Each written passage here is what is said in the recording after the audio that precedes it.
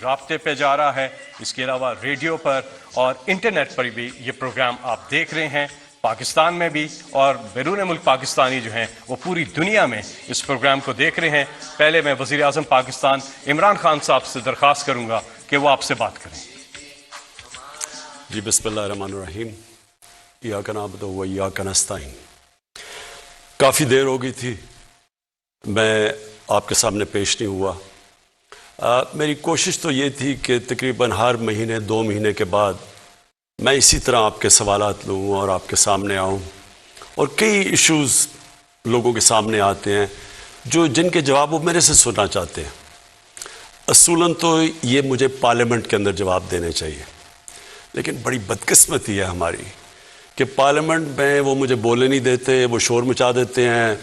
ایک پورا N R O کا وہاں ایک کراؤڈ بیٹھا ہوا ہے جو کہ این آر او اگر نہیں دو گے تو آپ بول نہیں سکتے، تو اس لیے میں وہاں بات نہیں کر سکتا۔ تو اس لیے میں آج آپ کے سامنے ہوں اور میں منتظر ہوں آپ کے سوالات کا۔ میں اس لیے بھی آپ کے سامنے ہوں کہ دیکھیں، اللہ نے یہ جو پاکستان بنایا ہے یہ ایک بڑی عظیم خواب کا نام ہے، یہ بار بار میں کہتا ہوں۔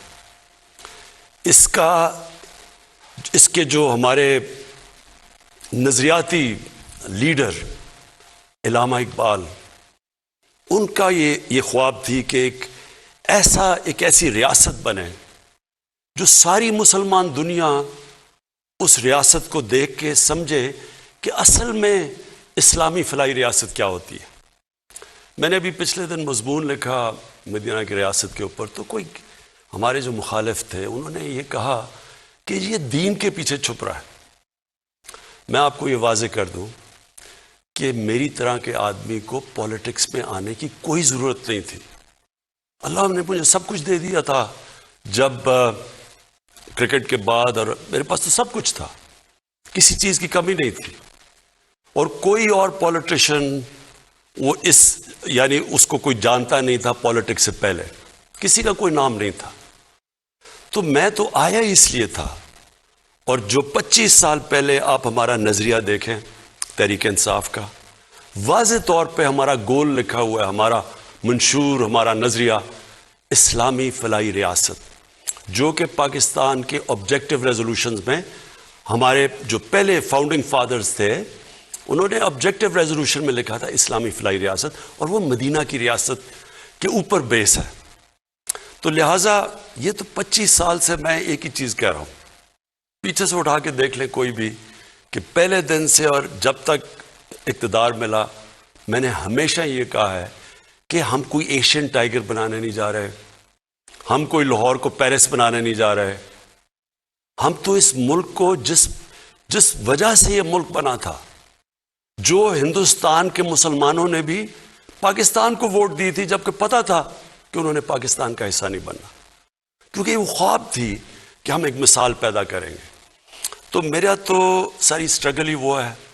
ابھی میں آپ کا سوالات کا منتظر ہوں، لیکن یہ میرا ایمان ہے کہ جب تک جس مقصد کے لیے قوم بنی تھی ہم اس مقصد کے اوپر نہیں چلیں گے ہم کامیاب نہیں ہو سکتے۔ جی گزارش آپ سے یہ ہے کہ آپ جب کال کریں اپنی بات کو مختصر رکھیے تاکہ زیادہ سے زیادہ ہم کالرز کو پروگرام میں شامل کر سکیں۔ ہمارے ساتھ پروگرام کے پہلے کالر، جی السلام علیکم۔ وعلیکم السلام۔ جی آپ پرائم منسٹر صاحب سے مخاطب ہیں، بات کیجیے گا۔ جی میں راولپنڈی سے سعیدہ ناز بات کر رہی ہوں اور میں ایک ہاؤس وائف ہوں۔ میں وزیر اعظم صاحب سے مہنگائی پہ سوال کرنا چاہ رہی ہوں۔ وزیر اعظم صاحب، پچھلے سال اسی پروگرام میں مہنگائی کے سوال پہ جواب پر آپ نے بولا تھا کہ بہت جلد مہنگائی پہ قابو پا لیا جائے گا۔ ابھی سال ہونے کو ہے مگر مہنگائی ڈبل ہو گئی ہے۔ شاید آپ کو اصل صورتحال نہیں بتائی جاتی، آپ اور کچھ نہیں کر سکتے تو پلیز آن لائن جا کر آٹے کی اور دال کی قیمتیں چیک کر لیں اور ہمیں بتا دیں کہ اب تو ہمیں گھبرا لینا چاہیے۔ جی شکریہ۔ دیکھیں، پہلی چیز تو میں آپ کو ایک بات بتا دوں، آج کل ہے انفارمیشن ٹیکنالوجی اور موبائل فونز کا زمانہ۔ میں جب صبح 1 گھنٹہ اٹھتا ہوں، 1 گھنٹے کے اندر اپنے موبائل پہ مجھے ساری انفارمیشن مل جاتی ہے کہ ملک میں کس طبقے کے اوپر کیا گزر رہی ہے۔ تو میں آپ کو پھر سے یہ کہہ دوں کہ یہ سب سے بڑا میرے لیے، اگر آپ کہنا کہ ایک چیز جو مجھے کئی دفعہ راتوں کو جگاتی ہے، وہ صرف مہنگائی ہے. اور مہنگائی کا صرف میں اب آپ کو سمجھانا چاہتا ہوں کہ دیکھیں، مجھے کئی دفعہ بڑا افسوس ہوتا ہے، میں ہمارے پاس بڑے اچھے اچھے اس ملک میں صحافی ہیں، ہمارے پاس ہم بڑے خوش قسمت ہیں کہ ہمارے پاس ایک ایسی بھی جرنلزم ہے جو کہ بڑا لوگوں کو انفارم کرتی ہے، لوگوں کو آگاہ کرتی ہے ملک کے صورتحال سے. لیکن بدقسمتی سے ایسے بھی ہیں جو سارا وقت مایوسی پھیلا دیتے ہیں. مہنگائی اس وقت دنیا کا فینومینا ہے. سیدہ پلیز آپ میری ذرا غور سے بات سن لیں کہ مہنگائی صرف پاکستان کا ایشو نہیں ہے. اب میں آپ کو بتاؤں، دو قسم کی مہنگائیاں ہوئیں. ایک تو جب ہمیں حکومت ملی تو کیونکہ ہم جو دنیا کو ایکسپورٹ کر رہے تھے اور جو دنیا سے چیزیں خرید رہے تھے، اس میں اتنا بڑا خسارہ تھا کہ پاکستان کی تاریخ میں سب سے بڑا، جس کو کرنٹ اکاؤنٹ ڈیفیسٹ کہتے ہیں، وہ ہمیں ملا تقریباً $20 ارب کا. اس کا مطلب کیا ہوا کہ سارا پریشر روپے پہ پڑ گیا، کیونکہ ڈالر کم ہو گئے، ڈالر کی آخر میں قیمت اوپر جانی تھی. ہمارے پاس ڈالرز ہی نہیں تھے کہ ہم مارکیٹ میں پھینک کے وہ ڈالر کی قیمت نیچے رکھتے. تو جب ہمارے اوپر سارا بوجھ پڑا تو روپیہ جب گرا، جب روپیہ گرتا ہے تو جو چیزیں ہم امپورٹ کرتے ہیں مہنگی ہو جاتی ہیں. تو پہلا تو لہر مہنگائی کی تب آئی جب روپیہ نیچے گیا اور اپنے لیول پہ پہنچا. تو ایک تو اس کی مہنگائی آئی اس کی وجہ سے. یہ دوسرا یہ مہنگائی کا جو آپ آج بات کر رہے ہیں نا کہ سال پہلے اور اب میں کیا فرق ہے، میں ذرا آپ کو صرف بتانا چاہتا ہوں کہ یہ اب ایک کرونا کی وجہ سے دنیا کے اندر جو سپلائی شارٹیجز ہوئی، یہ اب اس کی لہر آئی ہوئی ہے. اور اس میں پاکستان اکیلا نہیں ہے ملوث اس مہنگائی میں. آپ کو یہ پتا ہونا چاہیے کہ ہمارے سے وہ ملک، امیر ترین ملک یعنی برطانیہ کی 50، اس کی صرف 6 کروڑ آبادی ہے، ہماری 22 کروڑ ہے.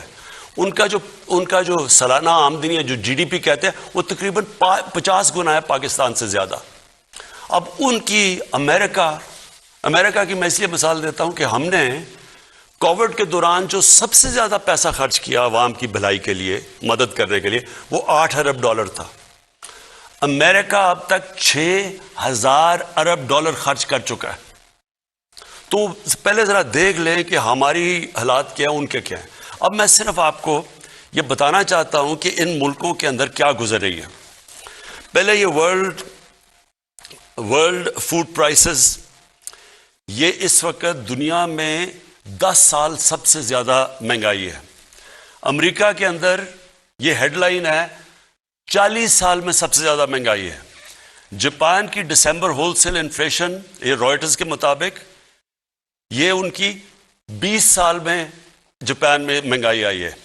پام آئل جو کہ گھی مہنگا ہو گیا ہے، یہ دنیا کے اندر ریکارڈ اوپر چلا گیا. بدقسمتی سے ہمیں امپورٹ کرنا پڑتا ہے. یہ جو ہمارا گھی ہے 75% امپورٹ ہوتا ہے، اس کا ریکارڈ قیمتیں دگنی سے بھی اوپر چلی گئی ہے. پھر جناب جس طرح میں نے آپ کو شروع میں کہا کہ ان کا 50 گنا زیادہ ان کی دولت ہے ہمارے سے، ان کی جو GDP ہے ہمارے سے.